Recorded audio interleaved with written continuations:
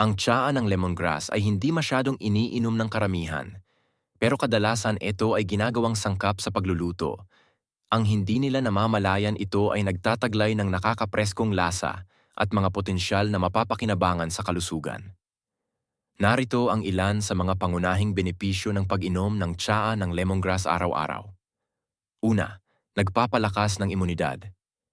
Ang lemongrass ay mayaman sa mga antioxidant na sumusuporta sa pagpapalakas ng immune system at paglaban sa mga impeksyon. Pangalawa, tumutulong sa panunaw. Ang lemongrass ay maaaring epektibong pampakalma ng isang hindi mapakaling tiyan at pagpapalakas ng panunaw. Pangatlo, nagpapagaan ng pananakit ng ulo. Ang mga nakapapakalmang katangian ng lemongrass ay maaaring makatulong sa pagbawas ng pananakit ng ulo at migraine. Pang-apat, maaaring bawasan ang paninilaw.